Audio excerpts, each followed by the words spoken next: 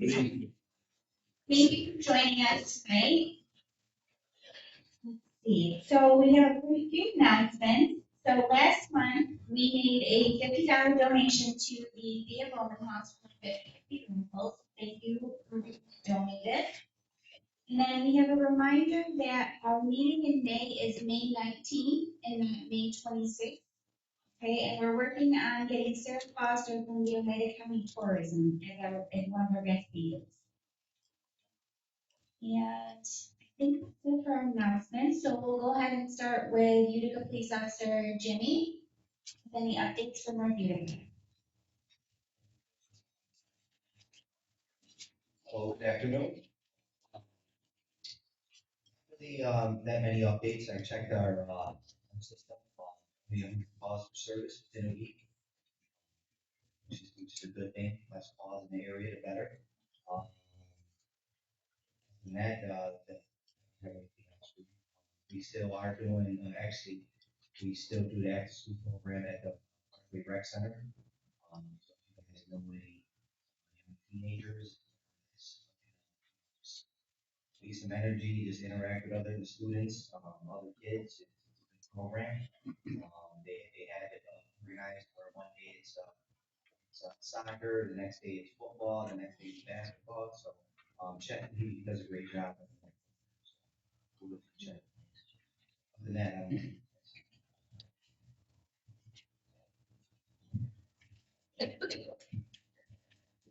Great, thank you, Jenny. And up next, we have our monthly update from North Utica Councilman Joe Beatrice. And also what we're gonna try tonight too is if anyone has any questions, if you wanna raise your hand, I'll come over with the mic. This way we make sure that it's picking it up for our YouTube channel. Because sometimes it's a little soft and it's not picking it up on the channel.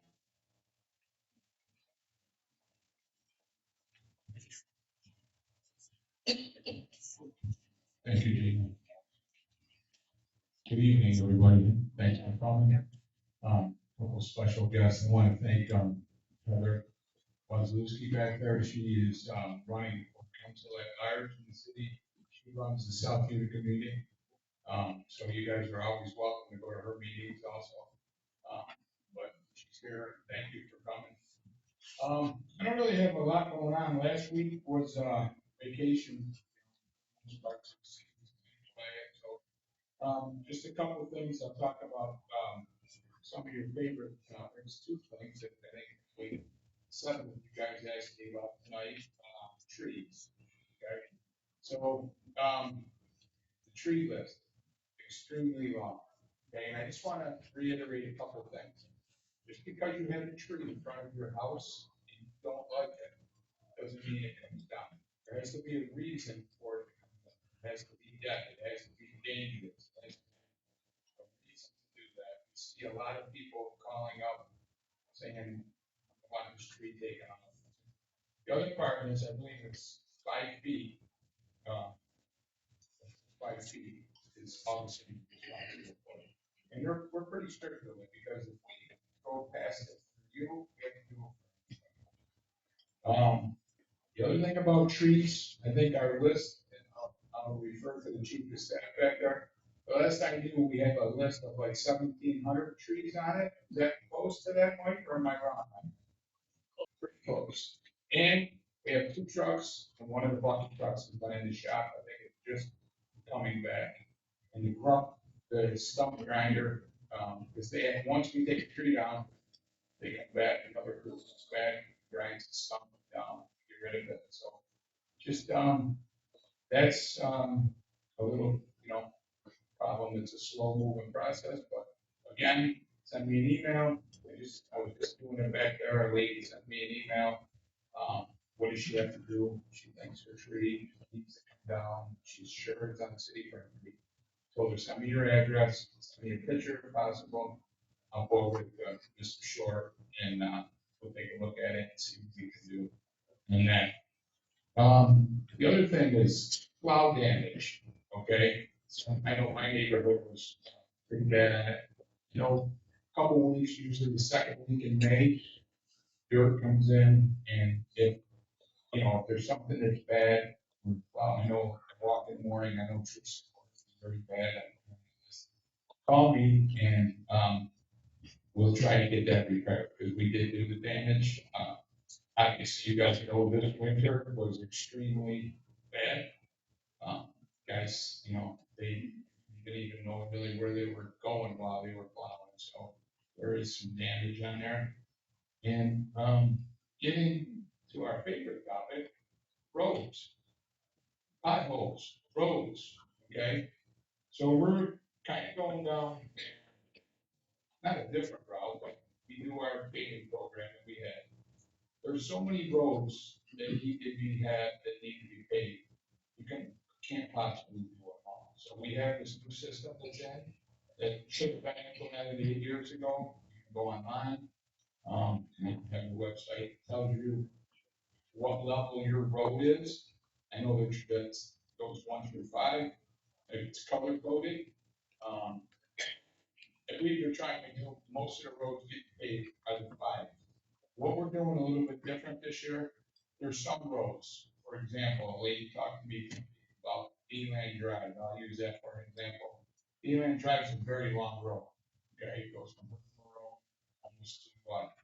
almost to Deerfield, or up that way, okay?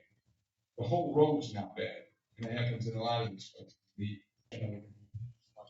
So we allocated a lot of money toward patching, and when I say patching, I don't mean guy coming up with a truck, throwing, pulling back in and stamping it down, talking about where they would come grind, mill and fill, and actually patch a certain area of the road.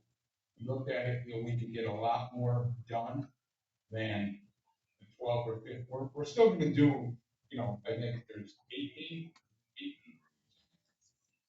What's that? Yeah, I see the list, there's still 18 roads there fully done, but there's a lot of them that we are gonna be doing patchwork on them. But like I said, a regular patch, a good, grind it out, put, black top it. So, same thing on that. Again, either see me tonight, if you live in an area where it's real bad, I know I drove around, I've already sent them a list, added a couple streets, I added Leland Ave to it, tonight portion of Leland Ave. I added, the bottom of D-Lane Drive, well, you can, yeah, like I said, it's patch if you want to tell me that, and I can put that on the list. And like I said, when you tell me that it's there, all I can do is send it to the people, they come, the engineer will drive and look at it. Obviously, every street and every patch is not gonna get done. So, and I hate to say, the squeaky wheel makes the grease, so you're telling me about sunlight, okay? Nobody on sunlight has ever called me or said anything about it, okay? Yeah, but you, in, like, the whole street's not bad. Okay. It's a short street.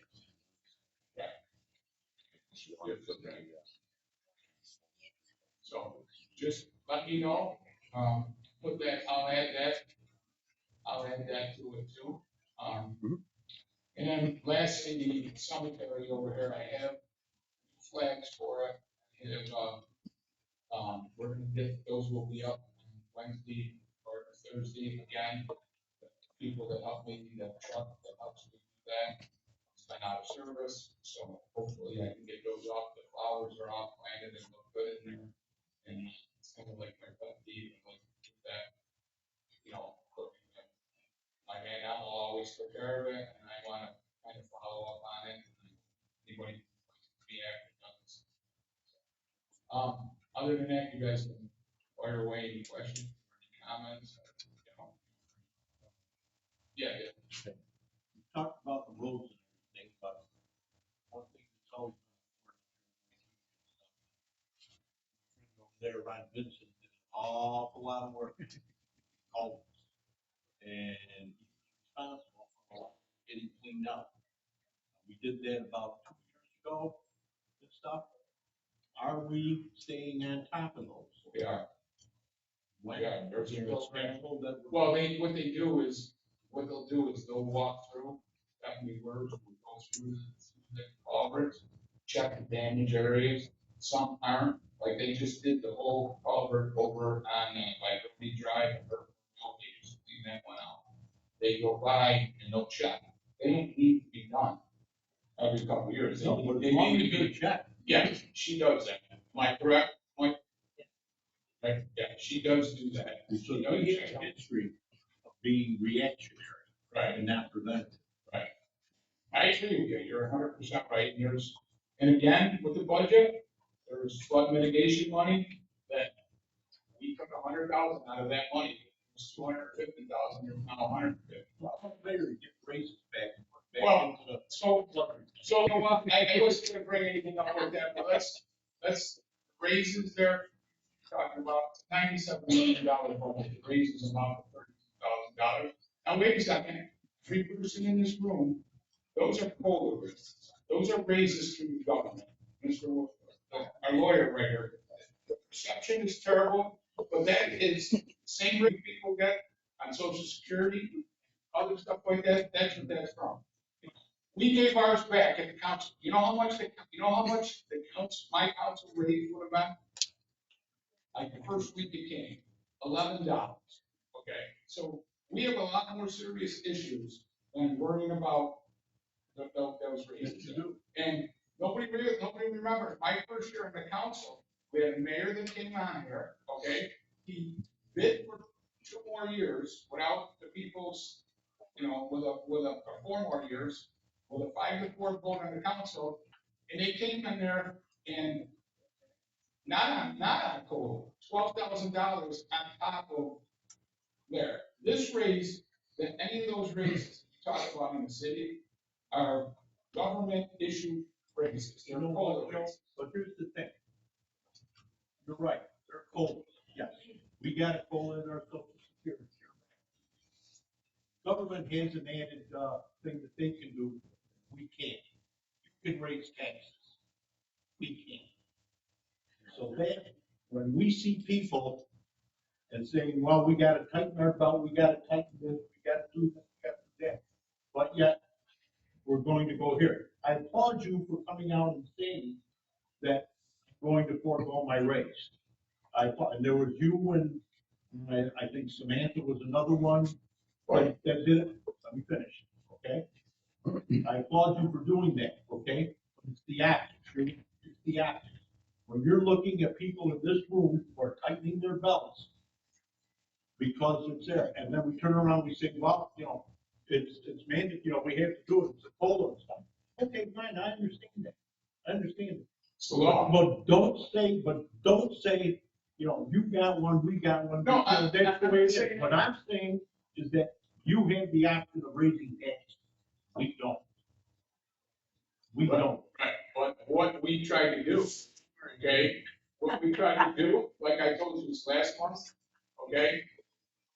I feel like you're feel like the middle of an Oreo, okay? There's part of you don't want to raise the tax for people, but you know, you can't keep digging into a fund balance at 3.5 million every year. You can't do it, okay?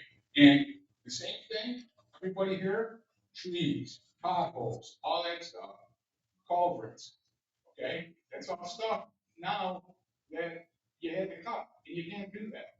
I mean, it's good, it's not, I mean, I'm just trying to be upfront and honest.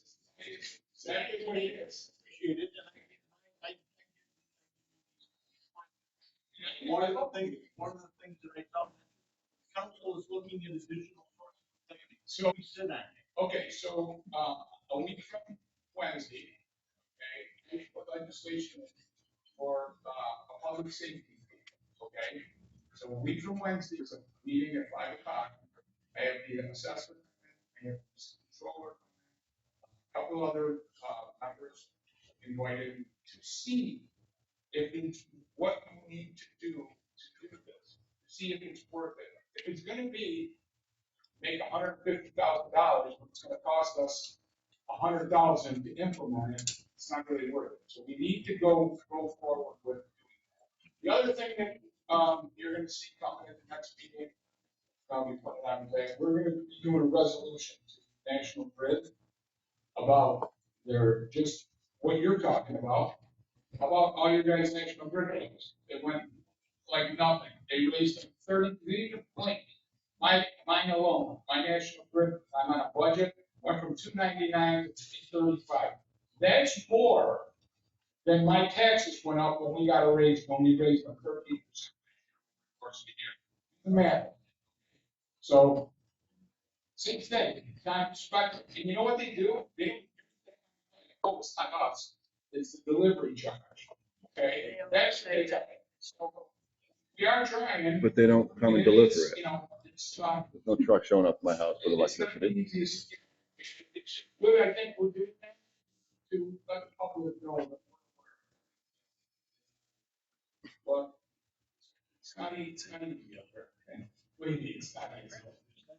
And it, you know, and the first thing is, it's just, there's a lot of, to me, there's a lot of bickering, there's a lot of stuff that goes on, but it's not the issue of the problems. There's a lot bigger problems than a lot of the stuff that we discuss at meetings and stuff that happens. It's very.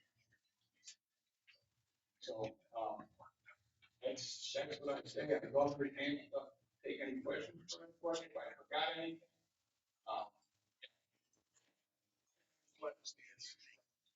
A lot of litter. So I don't know, if you have enough money to send people out. Yeah, what we do is have, it's starting right now, we went to North America. Go, because Green King, the risk teams will go out and pick up litter, and then Gene Allen does that thing every year. They go through our parks department, let me tell you a story. It's actually, people have no pride in it. People don't take care of their property. They think the city's responsible for everything, okay? So we built these. Okay, I walk Proctor Park in the morning also. Okay, we have the Parks Department, they'll go to the parks, okay, and clean it up. Number one, you got a beautiful pavilion, you can't keep the bathrooms open, they gotta be locked, okay? You can't put garbage pails around like you want, you know why? They don't dump their garbage, they bring their house in there, and they dump it in there, okay? So, the problem is, you know, it's the same thing like codes will go over. You're responsible for your house. You need to take care of your property. And people, it's not like it was, you know, our days. I know the lady I live with, when they empty the garbage, they dump the pail, a couple papers fall on the ground. Make sure you get that paper before I even go out and get the can. And that's what people who take regular property do. The problem is, our society and we live today, it's hard. You got 60,000 people and it's worse in the inner cities, you know, it's worse, you know. And I think our best service is our garbage pickup. We can leave a big item out every day. We pick up, they pick up everything. Problem a lot of times, live in an area where it's windy, it's rainy, it's cold. People put their recyclables out on Sunday night and you get a windstorm and it gets blown all over the place. And if, my neighborhood, it's not a problem because we take care of it. You know, what, go on Bleecker Street or Street? Any inner city streets, you go any of these streets. Secrets. It's all over. I mean, There's just one spot I can tell, we did a canal put up over by that incinerator road. Yeah. People, it look like they're just dumping a lot of stuff over there. Very focused. Well, that's why that right there is. Things that are not going to be, that was developed for years. Now it's going to be, there's a program going on in the state, they're going to be taking over that. So hopefully they can roll it off and people can. So, yeah. Everybody's waiting for somebody else to do that. The Genesis group, Rome Clean and Green are out there volunteering their own time Thank God for to the pick up in public places. Well, I mean, our public dumps the garbage, why does the public help pick it up? Right. On River Road, when Dunkin' Donuts used to be west, west of Lorraine Ave. I picked up all the cups and stuff like that from Dunkin' Donuts. People would drive from Dunkin' Donuts after they got their breakfast, finish it, and throw it out the window rather than bring it home. Unbelievable. It's still that way, even though Dunkin' Donuts is gone, there's still plenty of garbage, because the mall is there and we have, Lowe's and all that other stuff. People don't secure their load, and when they go by, it blows off of their truck. Nobody stops to pick it up, they just leave it for the public. All our departments at the city have been cut significantly. DPW used to have 2 plow crews, now they have 1. And they're not allowed to go out until a certain time, and some of them are not allowed to come in until a certain time. So therefore, the plowing is slower. This department, the guys that fill in, that grind the stumps and fill in the dirt are the ones that are mowing the expanse of the lawn that we have. They don't start that until they're done with the lawn season. So everything. Sir Myers, Your Honor, I still play out. And Your Honor. And UPD got cut, they used to tell us all do more with less. We did more Well, with you know less. what? Years, and I think it's wearing out now. The everyday person, you're 100% right. Nobody wants it. I know. Yeah, do more with less. The less has always been there. I mean, as far as the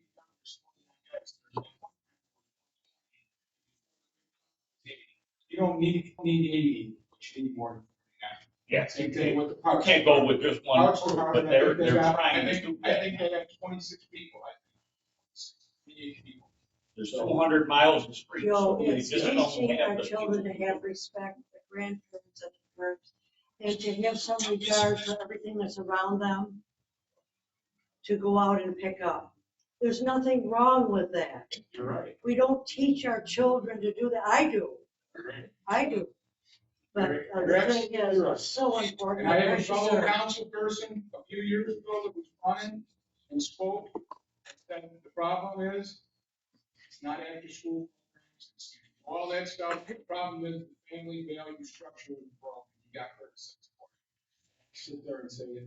Even We live in a businesses, different world than we were raised. even businesses, employees, My go out. my dad died when I was 7 years old. My mother worked at the air base, waiting on the corner for 5 o'clock. She was home. It's not like that. No. It's a whole different world. Respect is not there. Went to Catholic schools, nuns pulled my ear, pulled my hair. Okay, did what they had to do, but you know what? You had to respect for people. Okay? Today, if you ever did that, it's a world that we live in. Fortunately, we all have It to can make still be adjustments. taught. You're absolutely right. Yes. You mentioned about recycling going over when it gets windy. You're right. But somebody else mentioned it. But I don't. People are recycling out too early. It's not supposed to be out until 4 o'clock. But you get it out at 1. And if it's windy out, Yeah. that's not out until guys out. That's the key word, Tom. Is that true? It's 5 o'clock. Yeah. 5 o'clock. 5 o'clock. And people are putting it out in North Dakota. Some people put it on stage. Day before. You know, a lot of times, guess what? There you go. Are we good?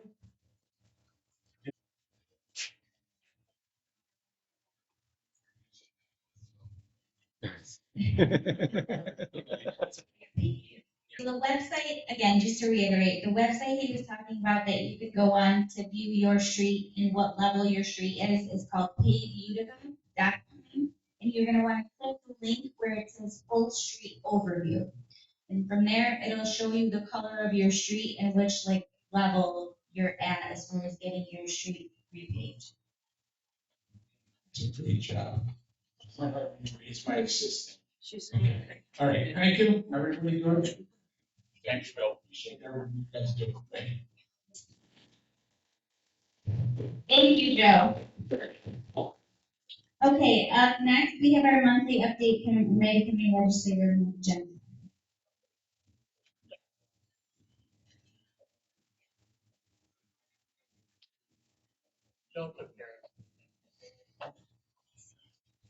Thank you.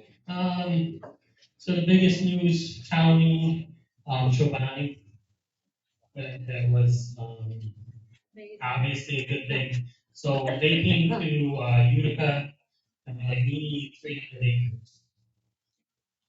We didn't have 300 acres anywhere. in Utica, so. Fortunately, they ended up going for Rome, but also fortunately, they ended up going for Rome. Something like that is a regional thing. Right now, their New Berlin site is taking a lot of, they try to get it right away. So what's that? New Berlin. New Berlin. Okay. So we're obviously gonna see more of that, and, one of the nice things, I unfortunately had a family emergency, so didn't go out there for the event, but, the CEO mentioned Utica a lot throughout, his, his speech and stuff, and talking about how important Utica is to their development and what's going on. So a good thing, some of the other stuff that, just to piggyback off of what Joe said, we have our DPW, we have a street team that we fund through some of our grant dollars that goes out through Pastor Bowman's group, that does a lot throughout the city, and we're looking to expand into, one, maybe two more, we call it like green teams, that are able to do a lot of that, litter pickups. And, but one of the things that we talked about, and, we have to be accountable to ourselves. Obviously, storms that go through on garbage, like, stuff like that, there's always going to be litter. But we also have to, the amount of calls that we get, even at City Hall or, throughout every department that's like, there's trash on my street. Well, we're talking like a shopping bag worth of trash that they're calling City Hall about instead of just picking. So we do have, accountability that we all can do, for ourselves. And then same thing, one of the things that we've actually been running into a lot, we've been policing, is actually homeowners using their sewer grates and stuff as like sweeping under the rug. We saw that downtown people were, sweeping trash into, kind of their sewer grates and stuff like that. So, obviously things that we can't do with the preventative stuff of, our flood and stuff like that. So, we're certainly, when we're seeing stuff like that, where people are being malicious with not taking care of, or obviously, ticketing and doing what we can, there as well. Update for Grenade Field, they have been doing quite a bit of work there. They are looking at an end of May completion date for the turf, and then, see the summer season being played there, which is a cool thing that can be fully turfed and extend the months of baseball season that we're gonna be able to get there. And then a couple other things, Children's Museum has a grand opening tomorrow, ribbon cutting tomorrow, and then May 1st, ribbon cutting date. That was a county and city funded project along with a bunch of others. So it's gonna be a really cool, asset for the community.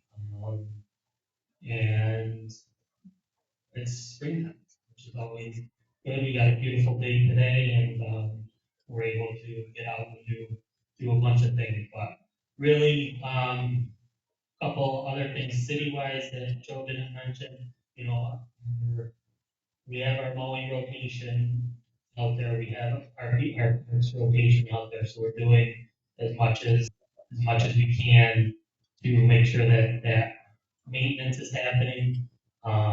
Any little bit of the community else. Anybody have any questions? I'm just gonna end with, the March meeting, we talked about all the things that we wanted to cut. April meeting, we said, give me more, give me more, give me more. So and it's just, how quickly we forget. Thank you, everybody.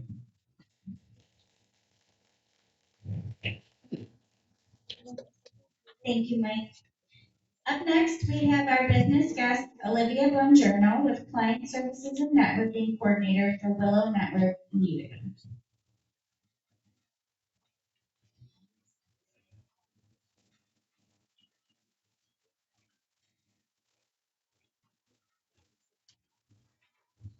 Okay, hello, everybody. As said, my name is Olivia, and I am with Willow Network in Utica. Have you guys heard of us before? Maybe. Okay, that's why I'm here to share the work that we're doing in the community and the services that we do for our community.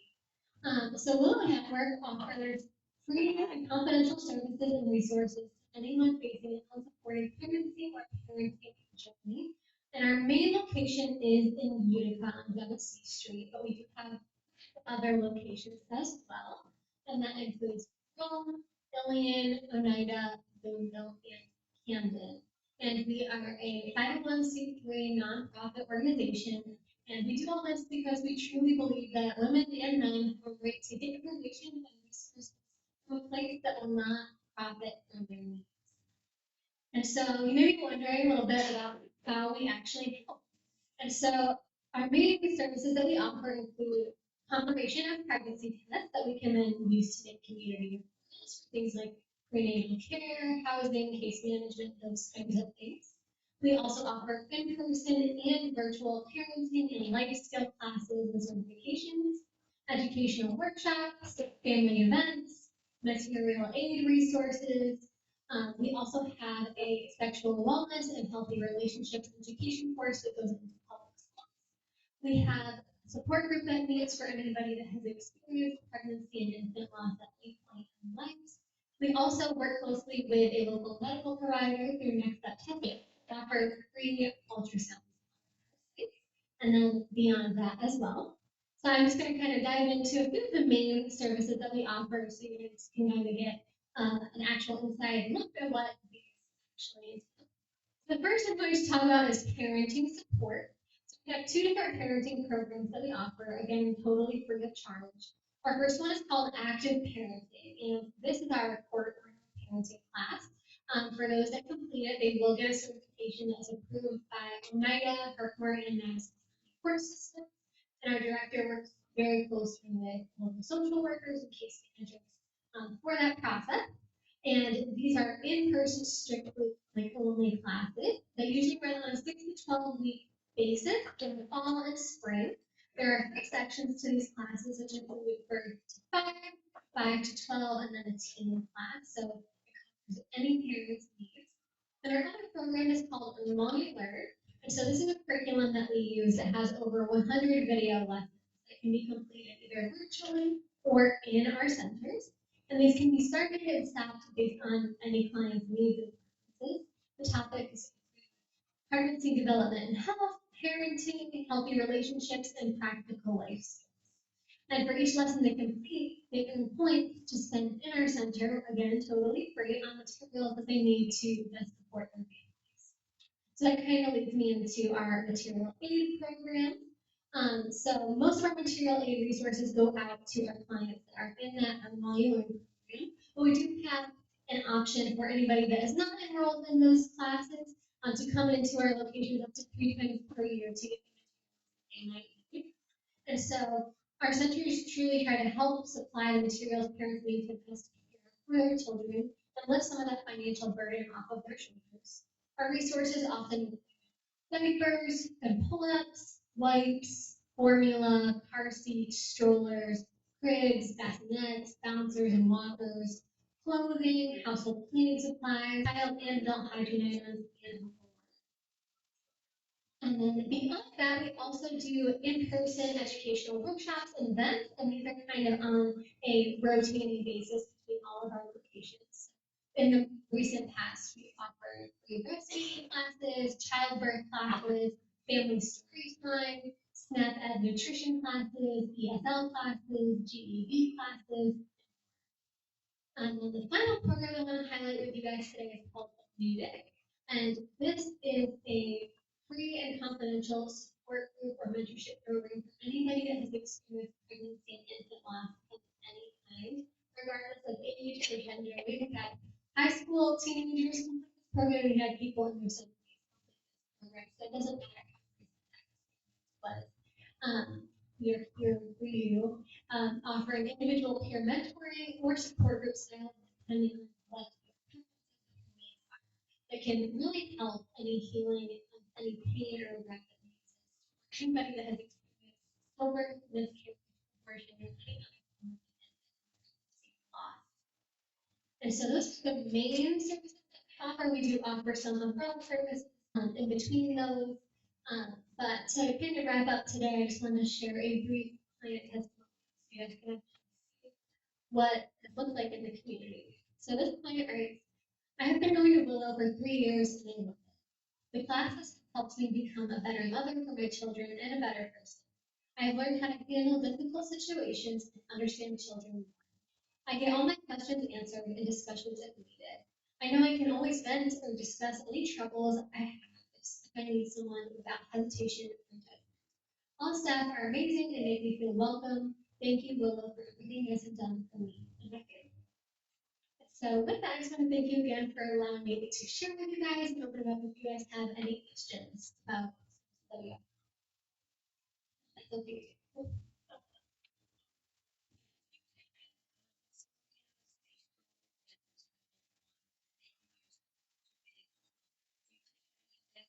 Yes, we always are welcome to donations, as long as they are in working condition. One thing we're kind of strict about is if you've ever been in a car accident or if you're expired, sometimes the expiration date can be huge. Yeah, we accept donations up to usually about 45,000. Mm-hmm. Yes, ma'am. Any of our locations, as long as we're open, we accept donations. If you to come on and help me. Thank you. Anybody else? Yeah, always. We have various volunteer opportunities, whether it's cleaning, sorting donations, or even working with clients. I actually kind of coordinate the onboarding process for that. Anybody has any questions? State, local funds, We actually, part of it. we actually don't. We do have some grants that are more private, I believe, not very involved. But most of it is donation based. Anybody else? All right, thank you guys very much. Thank you. Thank you very much, Olivia. All right, we're gonna go ahead and do the 50-50, and then we will call up Attorney Mark Wolber to go over wills and states. All right, we have $26 for the winner.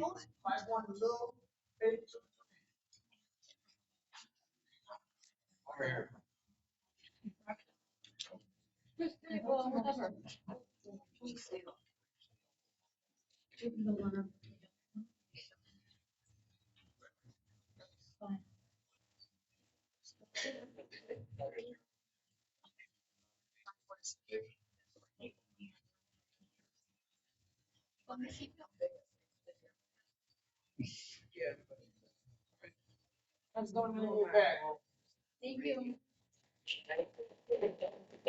Congratulations to our winner. All right, up next, we have our guest speaker, Attorney Mark Wolber.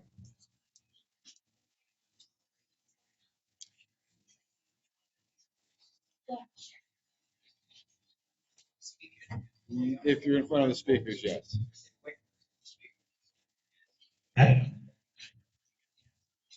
Hit the button right underneath it.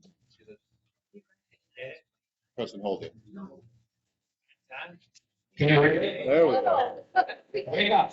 We can hear you, Mark. Thank you for coming and inviting me to say that. I saw how nice it was tonight, and I didn't expect to see any cars here because. I appreciate you coming out. I hope that I can information that you will find useful, helpful, that you can use. Now, I came here and I said I was going to avoid opinions and any comments on politics and the topic. However, sometimes it's hard for me to resist that. You asked a question earlier about cleaning up the streets. And I just want to mention that a program, something that could be done, and I would advocate for this, when young kids get in trouble for shoplifting, speeding, things like that, community service is far better than a fine. And if you got these kids that come out of the streets, say you're going to go out to work all day Saturday, maybe a couple Saturdays in a row, picking up the litter, and that's going to be your punishment for what you did wrong. You would get free labor, you would get the streets picked up, and they would learn a much better lesson by doing that. Well, that's my political opinion, I'll shut up. Now, You going to organize it? nope. But I would, what you need to do is get with the city court judges and the district attorney's office and talk to them and try to work together, because I asked Rob Mayshaw about when you say the inmates in the community, most effective thing that they ever did. It's good for the inmates, it's good for the community. Because when people commit a crime, they say they pay your debt to society. Baloney. We pay, because if they go to jail, we pay, and we do, it's cost us. So why not have them actually repay the community for what they did? That's my political opinion. Chain gang law. Remember Cool Hand Luke? Yeah. Now, two things I want to say before I start. Number one, throughout my talking, you feel free to ask questions, but sometimes the topics that we're talking about, you might have a question that you don't really want to say in front of everyone. So when I'm done, I'm going to find a spot, I'll sit, and if you want to come up and talk to you individually, alone, I'm happy to do that. Because I know sometimes I don't want to say things in front of the group. I'm bored. So I'll stay after for as long as you want me to. I don't know how long you want me to talk, so just when you're done, just say, all right, shut up. Now, I want you to follow me on this. We have two people, the same age, both got married, both had 3 kids, both worked for the same employer, both made the identical amount of money throughout their life. The only difference between these two is this. The one over here would save money. Go to a restaurant, don't get the appetizers, it's a waste of money. Look for the specials, takes back deposit bottles. Very careful, and has been able to amass some savings. But the person over here is much different. Paid on Monday, paid on Friday, broke on Monday, throw away deposit bottles, get appetizers, don't buy those specials, don't even look for sales when they buy it. People say my kids. But this person basically has no money saved. This person has significant amount of money saved. On the exact same day, they both go into a nursing home. Who gets better care? Poor person. Who gets better care? Poor person. They both get identical care because they're both going to be in a nursing home, and the nursing home is going to get paid either from the money that you saved until you run out, or from a program known as Medicaid. Not to be confused with Medicare. Medicare is the one you get when you're 65, you're on Social Security. Part A is free, you pay for the rest of it, cover some things, 80% of it. Medicaid is entirely different. Medicaid is a program that was developed during Lyndon Johnson's war on poverty. Some of you remember that.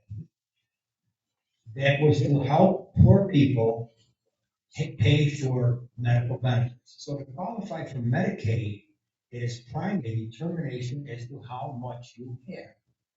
It doesn't matter really why you don't have any money.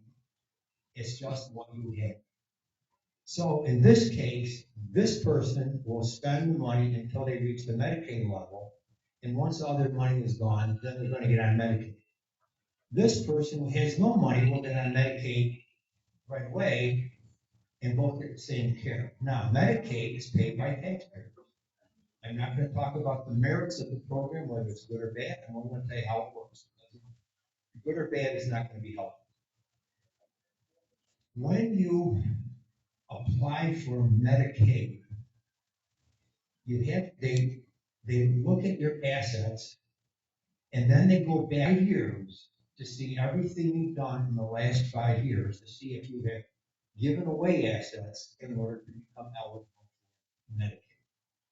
So what I want to do tonight for a while is I want to talk about some of the things that you can do legally, so that if you end up in a nursing home, the assets that you saved, you may be able to pass on to your family. Here's the problem I see. This person says, I've saved my money all my life.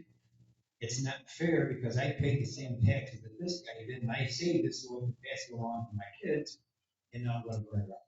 You know how much it costs to go into a nursing home? How much it is a month? How much?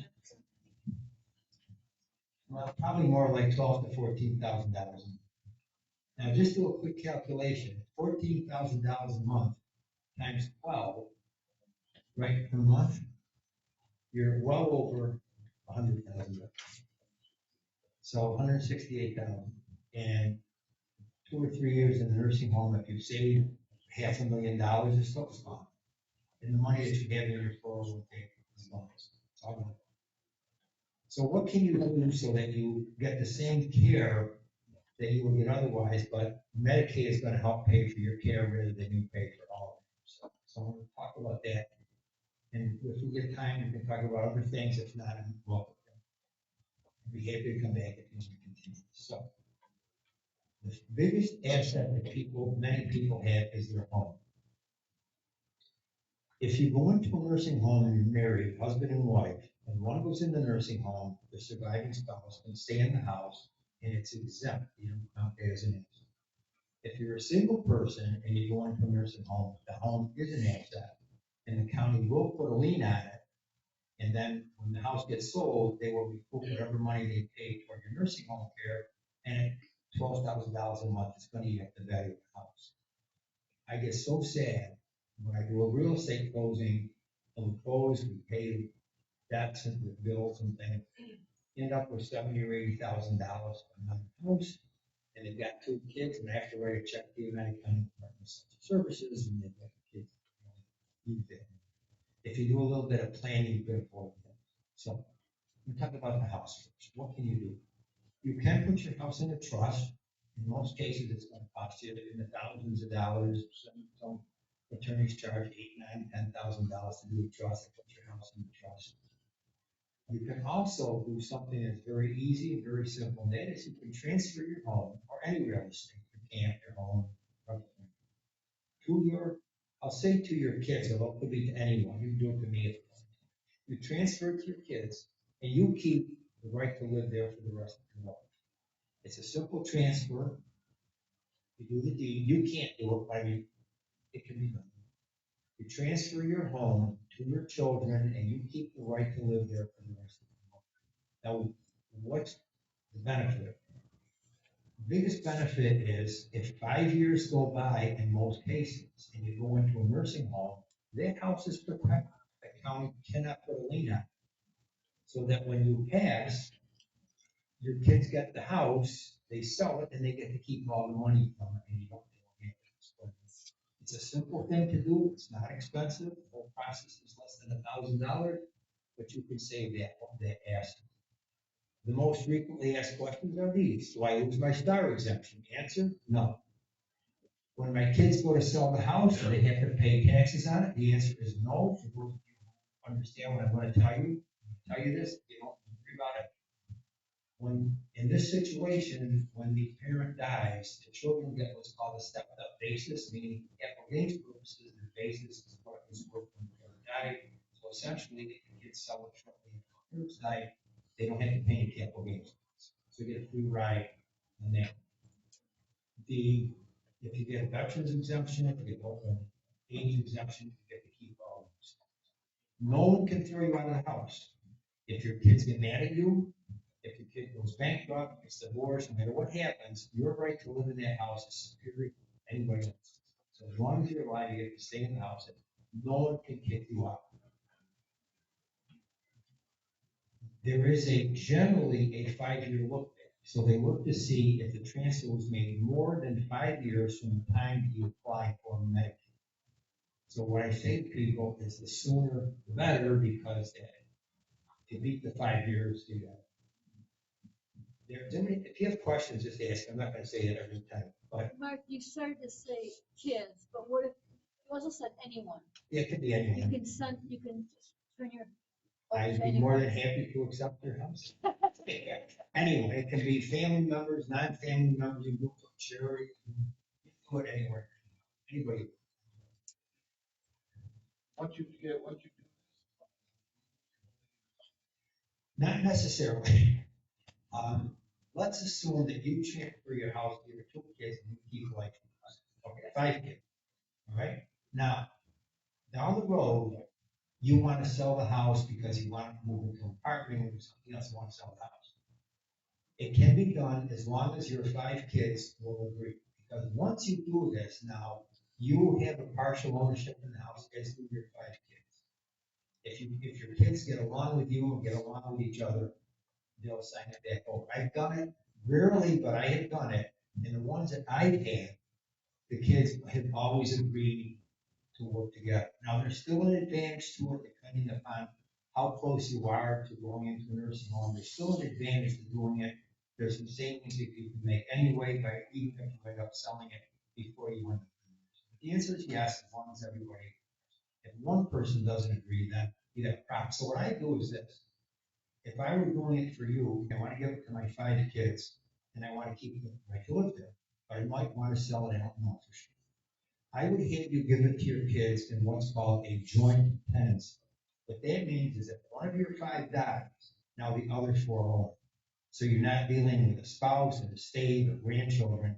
So now you want to sell it, one of your kids has died, you're only going to be dealing with your 4 surviving children. That makes sense to you? So that's the way I give everybody. I will tell you this. This is such, in my opinion, this is such this is corny, but no brainer. I've done it for my own family. I've done it for people all the time. And most of the time, people say, I am so glad I did it. The only ones who don't are the ones who don't tell me anything. They go on and I remember seeing a woman in Genesee Street. I can remember right where it happened. She stopped me. She said, Mark, I thought that was going to be awful when my mother died. You made it so easy. I just want to tell everybody, just go do that. Especially if that's your primary asset. People say you ain't probate, court, or anything. Generally, it's 5 years from the date that you apply for Medicaid that they look back. There are 3 exceptions to the rule. I want to tell you these because the exceptions are as important as number 1.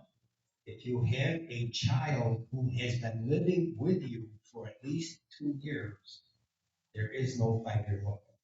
So let's say in your case, since you brought it up, let's say you have 5 kids, but one of them lives with you, has been living with you the whole time. These people, you could transfer that house to that child who's been living with you, keep life use. You go in the nursing home in 3 weeks, the house doesn't count because there's no look back if you transfer it to a child who has lived there for at least 2 years. But you say to me, but Mark, I want to divide it with all my kids. So here's what you have to do. You would transfer it to the child who's living there. Now we beat the 5 years. The child living there then does a second deed to all 5 of them. So you get it, so all 5 of them get it when you die, and you beat the 5 years because you made the transfer to your child. If you make the transfer to all 5, you won't get that benefit. So you have to do it in 2 steps. If you put your child's name on your house as a co-owner, so you say it's my house plus my child, you save 0. Because when you go in the nursing home, they consider the entire house to belong to the women. It is not going to do you any good as far as this goes. So don't worry about it. Don't do it. You bring this up about people, you can use your house, your camp, your rental property, any real estate you can do. So this can be, so number 1 exception is a child who's been living there for at least 2 years. Number 2 exception is a child who has a disability. Then there's no 2-year look. The child doesn't have to live there, and it doesn't have to be a psychiatric disability. It could be a physical disability. So the child will be capable of taking care of things, but they have some disability. And if a child is receiving SSD or SSI, in most cases, the county to consider that child disabled. The third one, this is kind of an odd one, but it's a sibling who has lived in the house for at least 1 year. I don't know why the sibling gets a year, the kids have 2 years. And I had this situation, I just have to share it with you because it kind of amused me. Lady came in to me and she said, my father is living with his sister. He's 90. So my father is 98 and he's living with his older sister. And she's about to go into a nursing home. And he's lived there for 25 years. And she said, I've done a little research and I've asked around, and I don't think there's anything we can do because you have 5 years because she's not going to nursing home. And I imagine my father's going to have to find another place to live. Imagine if you're 98 years old, you got to now move in the middle of the night, know where you're going. I said, no, because it's simple. We don't have to worry about it. So we transferred it from the 99-year-old sister to the 98-year-old brother. Then she ended up in the nursing home, safety nursing. He in turn transferred it to his daughter. She in turn transferred it to her son, and he's living there today. And every so often I run into them somewhere. There's 2 sisters. And one of them, they come up to me, they said, Mark, do you remember us? I said, man, Mark, you saved our house. My son's still living there, thank you. So it was, it's something that's gratifying. The other one, as far as the child goes, these people, I felt so bad. The woman came back to stay with her mother after she came in from another state. She moved in. She was there for 15 years. They lived with their mother, they were nursing. So she thought that they needed 5 years. So the daughter moves out of the house, moves into an apartment, and they sold the house and they gave all the money. And I gave this talk, it was in the West Utica Senior Center. I remember doing it from the. And a couple who I knew came up to me and they said, Mark, we wish we did that, what happened with my sister. What do you think they got their advice from? Their son-in-law. What do you think their son-in-law does for a living? What? Say it again? Lawyer. The son-in-law was a lawyer. Now, was he being malicious? No. He thought, like most people do, that you have a 5-year look back. But the key to these things is not only to know the general rule, but you have to know these exceptions because they come up. And in that case, if they had just had the mother transferred to the daughter who was living there, she would still be there today. She wouldn't have to get her. She would stay in the family home. So it's important that you know these. I was teaching a class, I don't know how many years ago, people going to law school. And I was asking everyone why they were there. So, I'm thinking about law school in the fall. And there was an older woman in the class who didn't appear to be going to law school. And I was going down like this, down the wall. Why were you here? Why are you here? I said, why are you here? She said, because knowledge is money. If you don't know what you're doing, you're going to lose your money. I want to know as much as I can because I make my decision. So that situation with the house, very important. Understand. Now, if a single person goes into a nursing home, and we'll put the number down, so I have it current. Single person goes into a nursing home, how much money can they have and still be eligible for Medicaid? It's bigger than it used to be. It's $32,396. And it says at 2025. So a single person goes in a nursing home, they can keep that much money. Anything over that, you have to spend down to that level. Now, let's talk about some things that are assets. Number one is life insurance. If you're applying for Medicaid because you're going into a nursing home, life insurance counts as an asset. If you are the owner of the policy, no one ever thinks about the owner of the policy. The owner of the policy, that's that person's asset. Every life insurance policy has 3 parties. There's the insurer, and that's the one when that person dies, benefits are paid. There's the beneficiary, and that's the one that gets the money when the insured died, and there's an owner. Now, a very simple thing you can do this on your own, you can do it tomorrow if you're having a situation. Pull out your life insurance policy. And as most people whose lives are insured, they get life insurance for themselves, name their kid as beneficiary, spouse, or kids, but they remain the owner of the policy. All you have to do is call your company, tell them you want to transfer ownership, transfer the ownership of your life insurance policy to your beneficiary, one of your kids, your spouse, or mostly want to use the kids, because if you have a spouse, it's probably just going to spouse probably, unless it's you know. So you transfer, like in your case, I'll say, you got 5 kids, let's say you got $100,000 life insurance policy. Right, it's gonna be $100,000. Cash surrender today, say $30,000. If you apply for nursing home, $1,000 is an asset, so you might lose it. But if you take that policy and you transfer it to the ownership to one of your kids, then you die, the 5 kids still get the money because the beneficiary hasn't changed, but you've changed the owner, which doesn't have any impact at all on who gets the money when you die. But it saves you from counting it as an asset if you own it. Everybody okay with that? I know this is, listen, let me say this stuff is confusing, I understand. I had a client in today, and she said, I go into these seminars and I walk away, I don't even know what I'm talking about. I want to speak in a language that you can understand. Hope you can follow me. If you can't, just let me know. And I know what you don't, state it in a way that you understand. Yeah.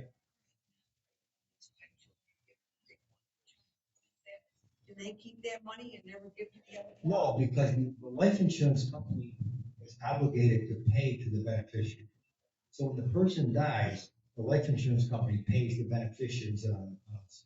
So the owner and the beneficiaries, they have separate issues. The owner has the right to cash it in, so you have to pick your trust. They can cash it in, but once you die, there's nothing they can do. When you die, then all 5 get the okay? Good? One more? Yep. Yeah.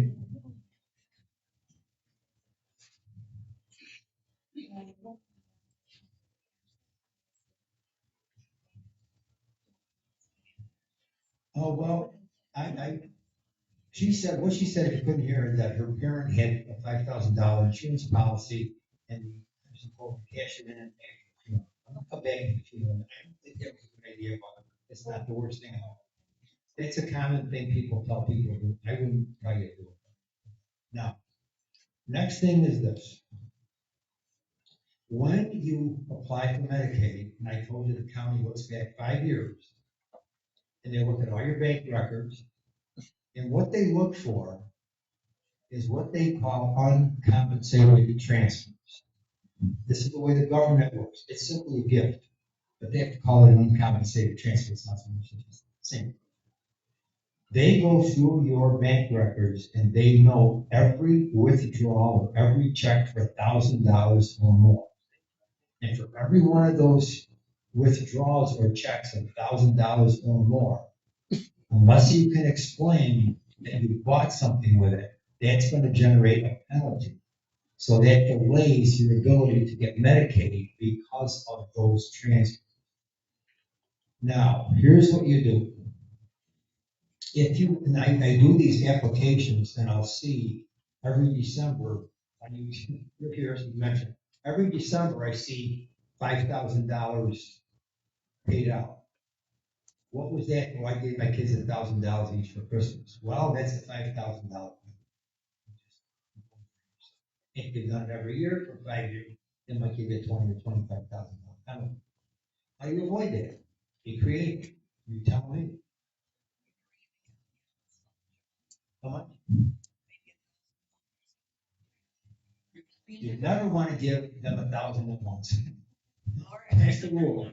$9.99. Birthday, $400. I mean, you can, once you know the rule, you can figure out how, I won't say to get around it, but how to live with it.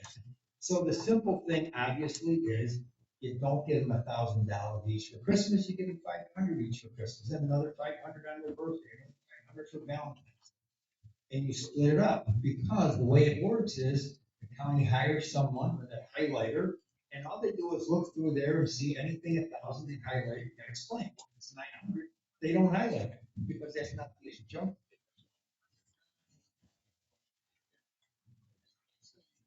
Years ago, uh, somebody, a mother, okay, let's say my mother. Yeah. Say she had a large amount of money in an IRA. 20 years. Yeah. The IRA, 20 years. Yeah. She got to go into a nursing. Yeah. The nursing home will still take that Yeah. money. Because she has to. Because here's the thing, as long as your mother can access it, they can take it. So the 3 kids are on as a beneficiary, I'm assuming once you die, the 3 kids get it. The whole thing can be taken by the nurse. And if you have a joint account, you have a $20,000 account, you put your kid on that account with you, now it's in your name and your kid's name, you go into nurse home, the whole thing is yours. Yeah, now here's an, go ahead. Anyway, we're.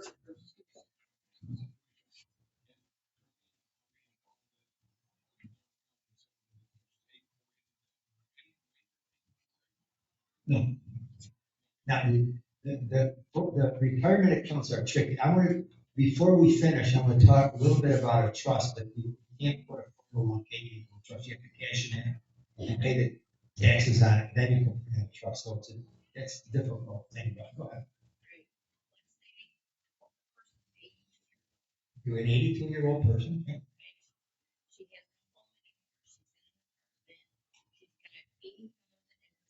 And what, 8,000 in her savings.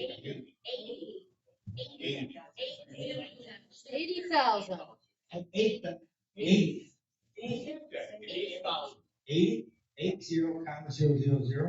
Okay, got it.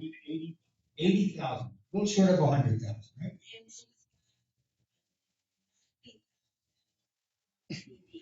Mm-hmm. Yeah, so I've got $170,000. She has. Yeah. What does she do with all this money? What for freedom does she get? You're absolutely right. And then it'll be in less than a year, that money will be, well, about a year, a little over a year. So what does she do? She has, this is the hardest thing. I'll tell you this now, the hardest thing in estate planning is people who don't have children. Thank you, Mark. Because you don't know what to do. The people with kids, it's kind of a need, right? You give it to your kids, then that's what you do. But the ones without kids struggle. And they come to me, Mark, what do I do? I have kids. That is not so much a legal question as just a judgment call on your part. You have some particular person or persons that you want to help out with something. You want to do something for someone. You have a charity that you want to take care of. Well, see, that's just it. She was, and this is what you're saying is she can. Well, if she wants to give it to nieces and nephews, she's better off if she gives them under $1,000. Way, if you're gonna do this, with the under 1,000, don't give like 500 every Friday, because that's going to be suspicious. The better thing to do is like $463, and then a month later, $537. So it doesn't raise any suspicion, but if they see like a regular withdrawal, suspicious, they can complain. But here's the biggest mistake I see that people make. The parent wants, say, a new TV, so the kid to the store, parent, and they pick out a TV. I'm gonna just use another phone. It's just that fancy TV. So they pay, so the kid says, well, I'll put it on my charge card and then you can pay me back. So you charge the TV at Walmart, and then the parent has a check for $2,500 being payable to their kid. Apply for Medicaid, $2,500, let's see the check. The check goes to your kid. How do you avoid that? Pay the credit card. You have the parent.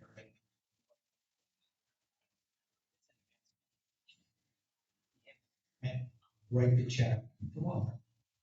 So when they look at the $2,500 check, it says, paid to the order at Walmart, the little memo says TV, you're safe. It's not, it's just a matter of, when I went to law school, I remember one of our professors said, it's not whether you can do it or not, it's how you do it. It's the way you do it that can be very important. College fund's a gift. Paying tuition for somebody else, that's a gift. Anything you do for somebody else is a gift. Now, I'll give you, tell me if this is a gift or not. You put new rugs in your house. Is that a penalty or not? No. New rugs, put all the carpeting in your house, cost you $8,000 for new. No. Carpet. Is that a penalty? Is that, no? Because you're spending it for your own benefit. You go on a cruise, $5,000. Is that a penalty? No. Is it a penalty? No, why? Because it's for you. You're benefiting from it. It's not a gift. And here's the tricky one. You go on a cruise and you take two of your kids with you. And you pay for the kids. Is that a penalty? No. Why? Because it benefits you to take your kids on the cruise with you. So, yeah, that is a penalty. You buy a painting, buy an expensive painting, a $20,000 painting. Is that penalty? You count, no, I shouldn't say a penalty, but is that going to cause a problem for you? It depends on this. If you put the picture up in the living room and you enjoy it, it's not a penalty. If you put it in a vault because you think it's going to appreciate in value, it's no different from buying gold or having a bank. So it's what you do with it. You buy a ring, a very expensive diamond ring, and the person's going in the nursing home in 3 days. Is that going to be a penalty? Say, well, why did you buy the ring? Because she likes to wear it to dinner. Okay, so no penalty. Why did you buy the ring? Oh, it's not going to go up in value. It's a good investment. No. Makes sense to me? Did you wear it?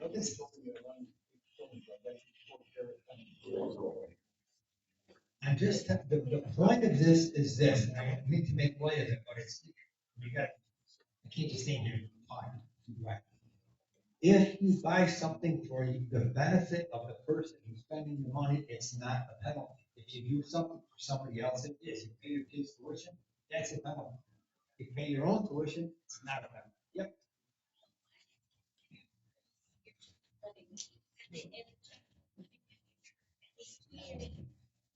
What do they consider proof of that child living, like that they're driving? Oh, that's easy. The proof that your child has been living there, it could be a bank statement, magazine subscription, driver's license, and they're pretty easy on that one. Yeah, they're not very strict on it. They don't actually go look. Now, when you apply for Medicaid,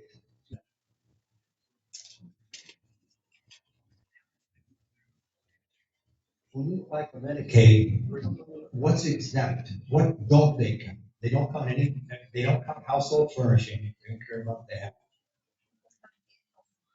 They do not count the car. Now, this is interesting. Think about this. Person goes in a nursing home, cannot possibly drive, and yet that person's car is exempt. It doesn't count as part of your 32. Now, let's say someone's about to go into a nursing home. Prior to applying for Medicaid, the person buys a $60,000. Pick the brand. What do you think? So this is an actual case they have. What do you think they bought? This is a long time ago now. I would have bought a Cadillac. They bought a Mercedes. She buys a Mercedes for her mother. So we applied for Medicaid. In those days, you went face to face. Now you just mail it. So the woman is looking at going through what's the $60,000 for? And he said, well, you have to purchase a car. And she said, well, $60,000. I said, yeah, there's a check. She said, well, who is it registered to? I said, it's not registered, the lady that's in the nursing home. And she gives me one of these. They accepted it because it's in the nursing. And she had, if we didn't do that, the 60 grand would have gone toward her care, would have been used up in 4 or 5 months. By doing that, we ended up with a car. Now, the daughter drove it. What's the theory behind it? The theory is you use the car to go visit your mother and you take her out on Sunday and ride around and look at the leaves or something. But it's allowed. The reasoning is irrelevant. It's allowed. It's something. I don't have a lot of people do it, but you can do it. It's just understanding the law. Yeah.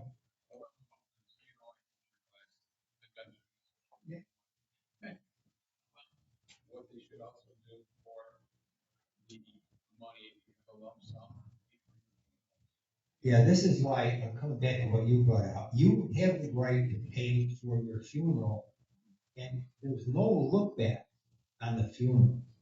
So if you know somebody, someone will come to me and say, my mother's gonna go and gotta go in the nursing home. She's in the hospital, gonna be discharged from the nursing home. She's got quite a bit of money. What do we do? Well, you can prepay your funeral. And you can do it at the last minute. That's why I wouldn't do that. I would hold that till the very end, because that's something. Well, which is for him. No, I get that, but you can do that last minute.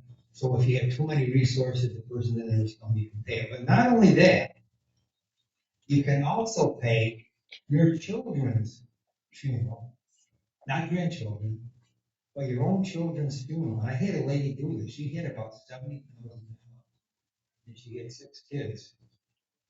And she was going in the nursing home. And we don't want to give up all the money. She didn't really have anything, that we could come up with to do with it that made any sense. So she paid not only for her funeral, but for her 5 kids' funeral. And that's all exempt, and you can do it all at the last minute, and that's perfectly good. You need to use up some money and not end up giving it to the county or the government. And, I mean, it is weird. I got 4-year-old kids and you're paying for their funerals, but it's better than just, losing it and giving it away. So that is another option that you have. The other thing is this: if you have money, and I've been talking about a single person, if you have a married couple, the rules are similar, except the spouse who's not going in the nursing home gets to stay in the house. That's exempt no matter how much it's worth. And they get to keep about $120,000.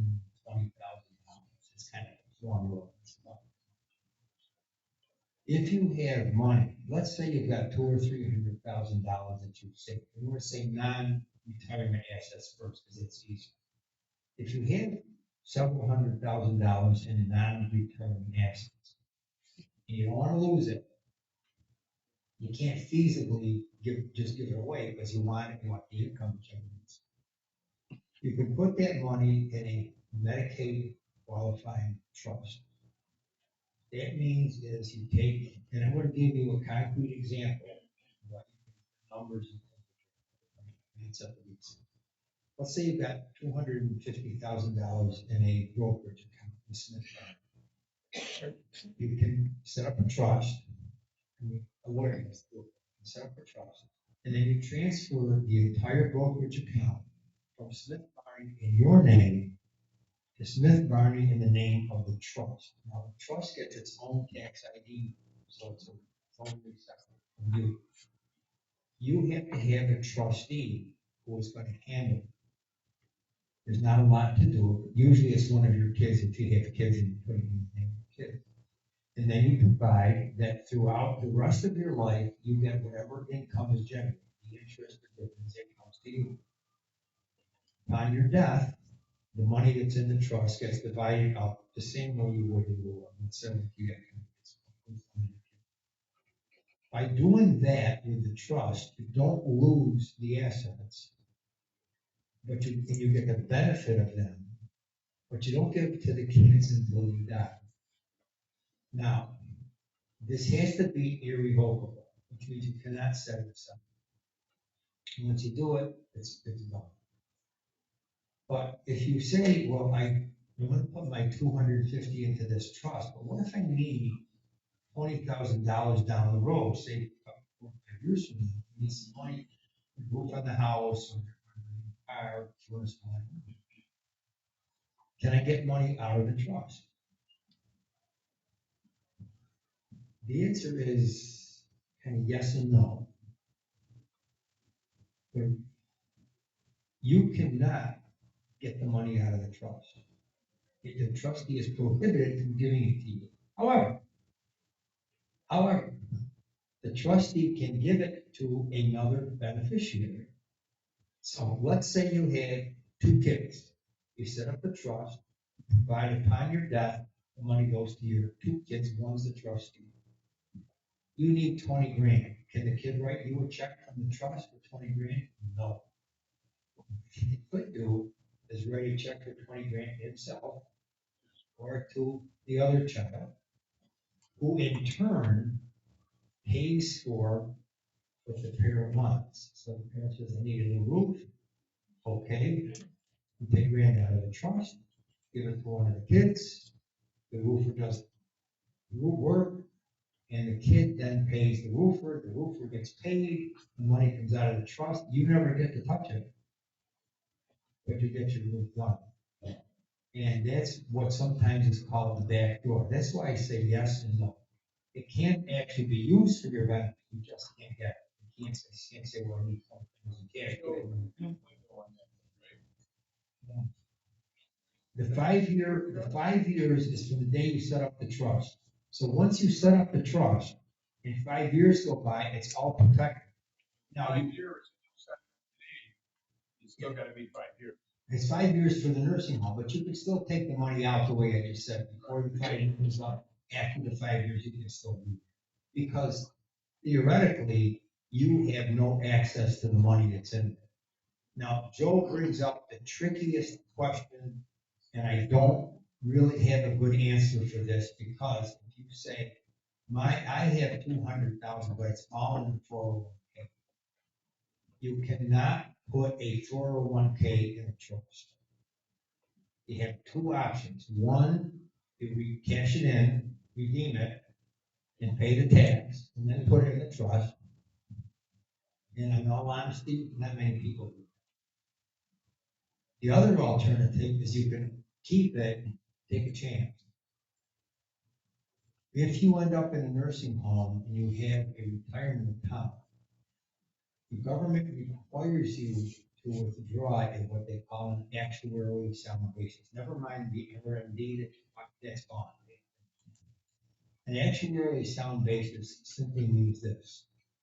At whatever age you are, when you're going to the nursing home, they determine what your life expectancy is, how many years you have left to go. And they use an actuarial table. So we look at your age 7 years old.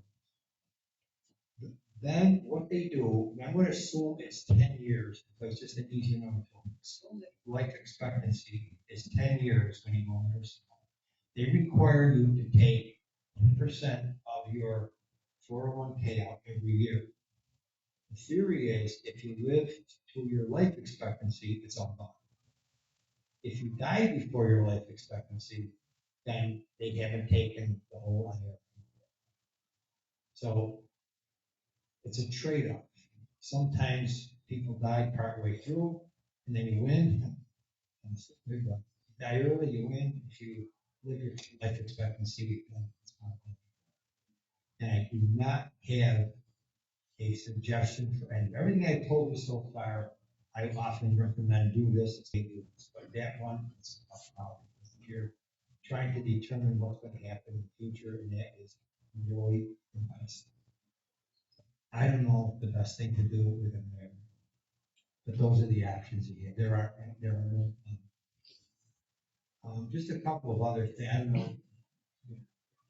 I don't know. Tell me when you're ready. In terms of these trusts, if you talk to somebody about doing a trust, and you see something that's that thick, and they want $8,000 or $9,000 for it, you're probably throwing your money away. The trust that I do, and I'm not trying to sell you what I do, I'm not doing that, I'm not here to promote myself, I'm just here to give you information. The trust that I do are probably 10 pages. They're all, you can read it, you can understand it, and they're all perfectly fine with medications. When I use them, it's perfectly fine. Have everything in there that you need, nothing that you don't need. But I see some of these, they have provisions for closely held corporations, intellectual property, limited liability corporations, partnerships, all of these things that are in these, but they buy the software, they push the button, it kicks everything out, you get an impressive book this thick that you have no idea what it says, you get a nice leather cover that's embossed with your name on it for $8,000 or $9,000. People come to me and say, Mark, do you read this? I know what it says. I said, you're gonna pay me more to read it than if you did a new one the way you want it, so that you can read it. And I've set so many of those aside because people say, I don't even know what to sign. And sometimes, because they're so big, they make mistakes, they don't forget to change all of the things in there, so sometimes you see one left over from somebody with a random name, so one say, oh, well, that was the one we copied, we forgot to make a change. But I would say be careful with that, because some people are inclined to overcharge people. Over to the room, to the device and that. You shouldn't be paying thousands. In most circumstances, you can, but the purpose of doing that are for incidents that are so remote and unlikely to occur that it isn't. That to do with these trusts. Now, the trust lawyers will tell me that I'm wrong, and say no, because what if this happens or that happens? The likelihood that happens. Which is, you have to do what's most reasonable, what you think is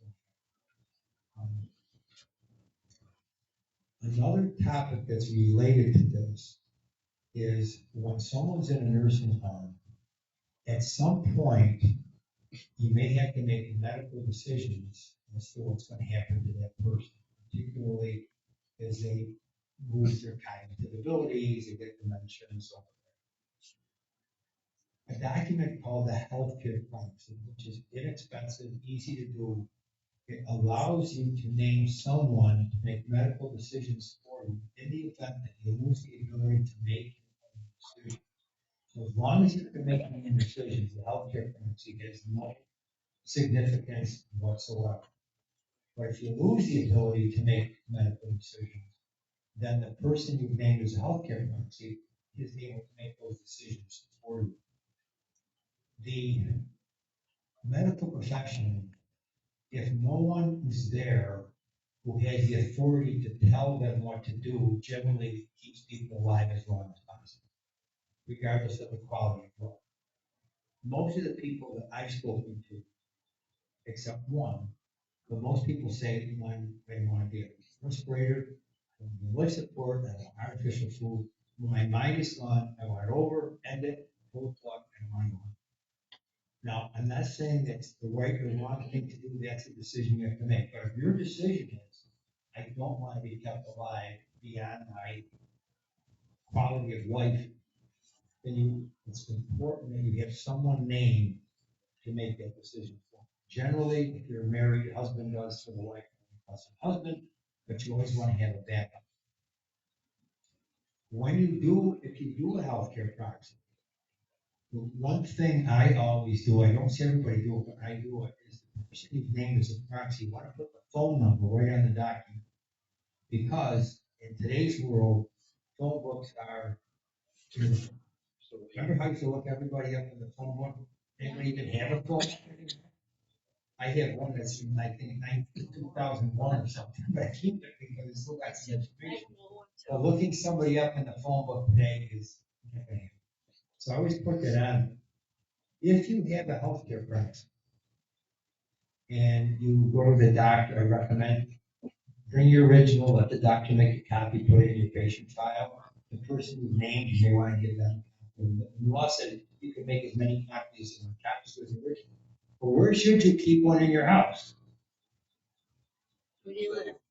Where? In the refrigerator. Close.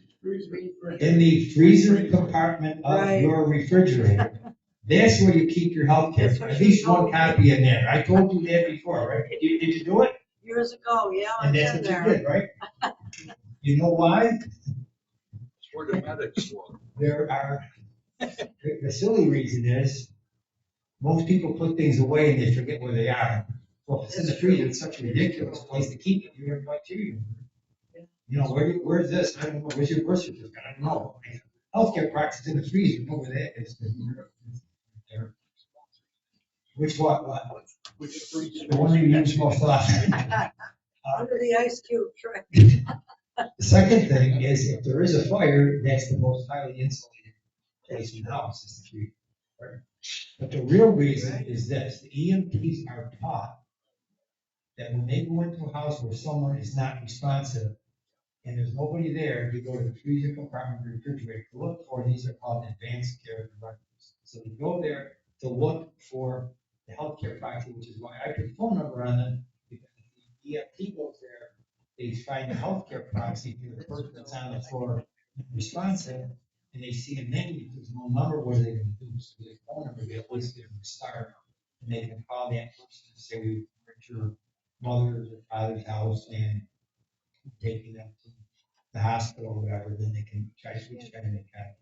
And to let your children know. Yeah, well, yes, your children. That's a good idea. Yeah. When I was growing up, I remember people said, well, that's my lawyer. So what do you mean the lawyer's name? Here, well, good idea. Caution on this. If you have a will and you have an executor of your will, this came up in a conversation today, which is going to bring up. You have a will, you named an executor on your will. That person has no power to do anything as long as you're alive. So don't say, well, my executor can make that decision. You can't until you die. Then they have power while they're alive.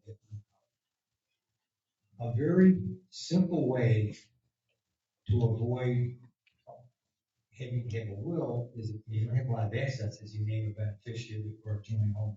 So you have a bank account, you own it jointly with your child, you die, it goes to your child.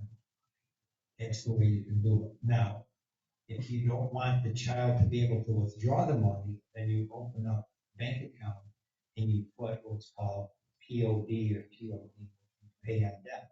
So if you name a beneficiary of your bank account, the person has no access to it during their lifetime, but upon your death, that person gets it and doesn't pass through. Now, caution, that saves you nothing if you go to nursing home, so that's not effective. But if there's a small amount, like I told you, it's 32,000 for the same person. So if you have less than that, you just want to name someone as a joint owner, then they get it on your death. Here's another tricky thing. If you go to a nursing home and you get Medicaid, when the person dies, they have an estate, then the county can come in and make a claim against the estate. Makes sense to you? If you have a bank account in your name, you're in the nursing home, and then you die, it's going to be your estate, and the county can put a claim. But if you have a joint owner or a beneficiary of that account, it goes directly to that person. It doesn't go to your estate. The county can't be a lien. So if you're in a nursing home, you've got money with your person, and they have money in an account, make sure you have a beneficiary or a joint owner in the account, so that if the person passes, it doesn't go into the estate. It's a simple thing to do, but unless you know enough to do it. Or if you mean by ownership, the other person, your child, is on that account. So that's right there, the ownership? Yeah, well, you can do it one of two ways. Let's say it's you. So you put my name on your account and join owners, you die, it's mine, I die, it's, that's a simple thing. Free access. But I have access to it just like you, so I can take the money out, you can take the money out. If you don't want that, you name me as a beneficiary, so as long as you're alive, only you can take the money out.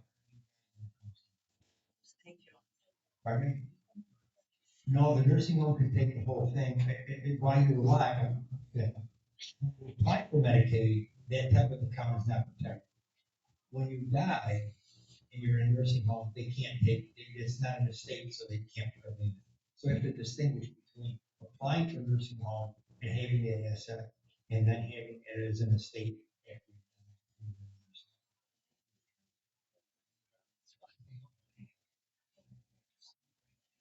You have an account with your grandson? Yes.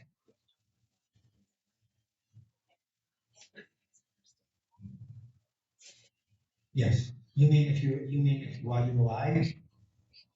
If you apply for a nursing home and you have an account with your name and your grandson's name on it, the whole thing is, they can count the whole thing as yours. Yeah. That saves you nothing going in, doesn't matter. Your money, you can take it out, it's yours. The only way around it is either set up a trust or put it like in someone else's name. Something where you can't access it, but otherwise, it's. Healthcare proxy. That's a very good question. Can healthcare proxy override DNR? DNR is do not resuscitate. My experience, the answer is yes. Here's the catch on this. The healthcare proxy can make the same decisions that the person that sees, the person whose decisions have to be made, you are acting in their capacity. So if you say, well, under these circumstances, they would want to have resuscitation. DNR, be very careful. When people call me up, they want a DNR, say, you want to die? No, well, then you don't want a DNR. The DNR means they do not resuscitate you. If you're in reasonably good health and your heart stops, you're going to want to be resuscitated because people are resuscitated. And people go on to live for years and years and years. The only time that you want a DNR is when you're ready to die. If you're suffering cancer or it's painful to be alive, I don't want to be alive. If my heart stops, don't bring me back. I don't want to live anymore. That's when you want the DNR. Otherwise, no. And I think generally healthcare practice. The healthcare practice makes the same decision. Is it the person who made it? Yeah. I went through this with my mother. Yeah. She was in a nursing home. She had a DNR. I was healthcare proxy. My sister was in charge of all the money. They called me up. It was a week or two before Christmas. And she's not going to make it to the end of the year. So I used the healthcare proxy to say, keep her going for a while. They gave her IVs. They kept her alive. And after New Year's, I said, stop. And then the DNR kicked in. So it is possible to You can override the it. DNR. Was this with the doctor's advice when you let go of her? Yes, yes. We just didn't want her to die on my sister's birthday, my niece's birthday, or Christmas. So we kept her going for about a month. Listen, the one thing, with all of this stuff that you have to consider are people's emotions. That's very important. You have to consider that. So for something like that, so you just didn't want to die on one of those days, that's a valid, legitimate reason. And the doctor said to me, most people don't think like that about the future of what's going to happen. So it's an option. But because you had the healthcare proxy, you had the ability to exercise that option or do what you thought was best for you. So I remember talking to a group and this came up and there was an older man there and he said, I had to make that decision for my wife, cold blood. And he said, I made it, it's bothered me ever since. But if I had the healthcare proxy, it would have bothered me. And the other thing is, I mean, what you're supposed to do, if you give somebody healthcare proxy, you're supposed to have a conversation with them about what you want, what you don't want. Theoretically, the person you give a proxy to is speaking for you. You say, I'm in this situation, I'm going out. It's one of the few times that you don't live by the golden rule. The proxy is not supposed to do what the proxy for himself or herself. The proxy is to do what this person wants. You're speaking for them. You say, I wouldn't do that. That's what they want. So, yeah, sure. If you don't have a health. Yeah. And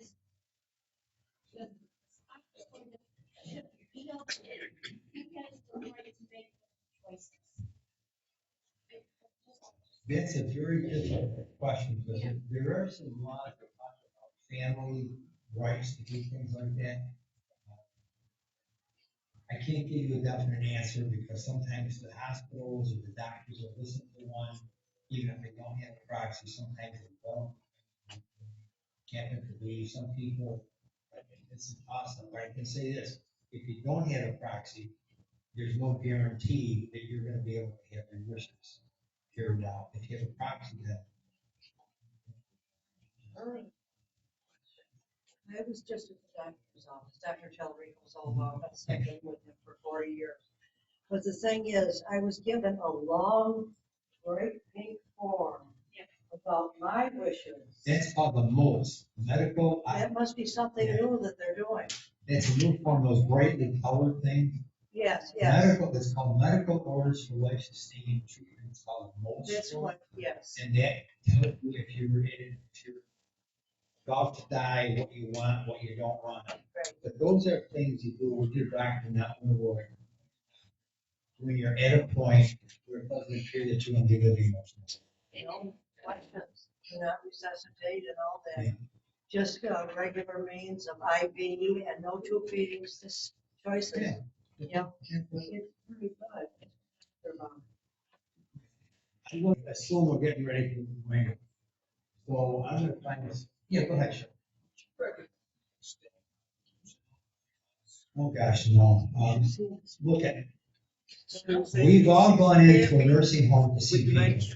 And everybody that goes into a nursing home, you have two reactions. These poor people, and number two, am I gonna end up like this someday?